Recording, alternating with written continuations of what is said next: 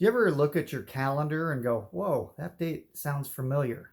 Well, I did that today, May 29th. Hey, everyone, it's the Wellness Doctor, Dr. Jeffrey Clark.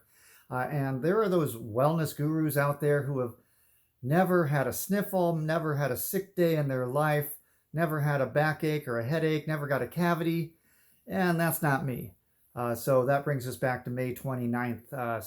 2008, so 12 years ago today, I actually had some pretty major surgery.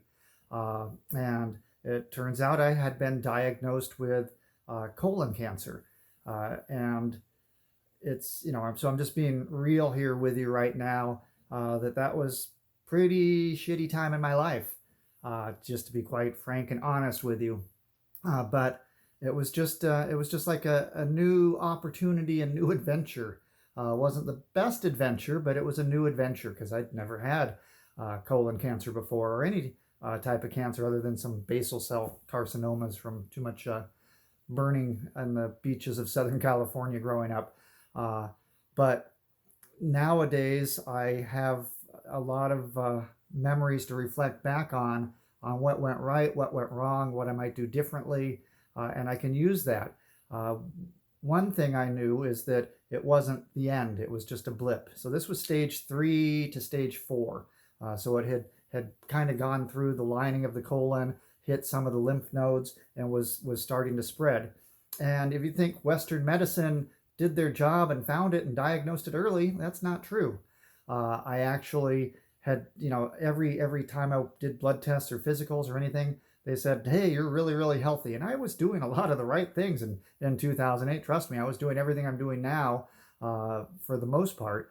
But uh, I actually went to a Chinese medicine specialist who's not licensed in the United States. Uh, and so he did a secret evaluation on me. He looked at my fingernails, looked at my eyeballs, looked at my tongue, and uh, he said, you have a serious colon problem. You need to check that out. So I went to the MD and said, I have a serious colon problem. I need to have that checked out. And they went, yeah, you're not 50 years old yet. You don't need a colonoscopy. And I said, well, I kind of like one. And at the time, we were on Statia's insurance through the county, and she was planning on leaving that job and the insurance so that she could move into full-time massage therapy. So talked him into doing the colonoscopy, even though I wasn't 50 years old yet and didn't qualify. And guess what? That's when they found the tumor. So listen to your instinct. Don't put all your eggs in one basket. There's a lot of alternative providers out there. And so with this Chinese practitioner, I have the utmost faith in Eastern medicine these days. I don't want to say that I made a pact with God, but I promised that I would continue to help people. I knew it wasn't the last chapter, and I knew I had people I could help. And that's why I do what I do. And sometimes I get in the rut. I get in a rut of the patients I'm seeing, a lot of just neuromusculoskeletal symptoms, aches and pains, and I really want to focus on getting people healthy, working with their health, how they eat, how they think, how they move, and we've talked about that with wellness. So here I am 12 years later. If I had followed all the recommendations of Western medicine, I'm sure I would be dead by now.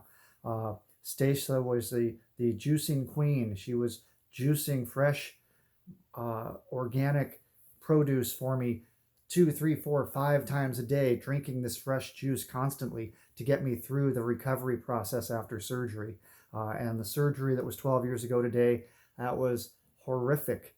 But as soon as I was conscious, first I was using a lot of morphine. They have a little button you can push, and it only gives you a drop or two every half hour or something. But if you push the button a lot, they know you're in pain. And I was in the worst pain of my life, sadly. But as soon as I was able to get up and get walking, they said, the sooner you can walk, the sooner you can go home. So I said, let's get out of bed, let's walk. Even though I only made it, a few feet to begin with, and had to rest, almost had to collapse in the hallway. But luckily I had Stacia on one arm and my daughter on the other arm helping me back into the room. And by the time, they said, maybe you can go home today. Boo, I was up, I was dressed. I'm like, okay, let's go. And then it was a matter of you have to get your strength back. You have to walk.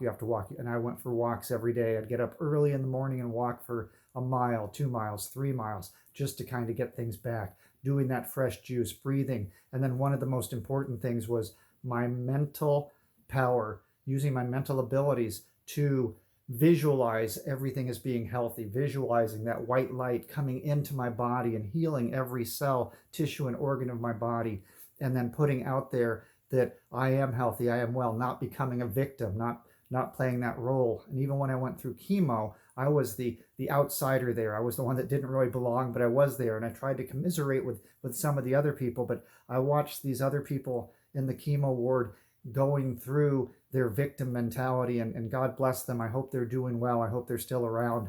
But so many of them, that was just their badge of honor. I'm a cancer patient. I'm on chemo. So everyone seems, we all know people who have had cancer. So hopefully this can be something meaningful to you and to them, to don't buy into all the entire system, but do all the things that you can to make your body healthy, to make your body strong, the vitalistic approach, so that as you're going through that outside in chemo approach, and all the negativity that's bombarded, that you can be a little bit more positive about what's going through and your future. Take control. So that's just sort of memories I wanted to share from my heart to you. And so when you hear me giving any type of advice, it comes from my experiences, my time being a patient, and know that I love you, I appreciate you, and I want nothing but the best for all of you. Have a great day. I'll talk again soon. Thanks for listening.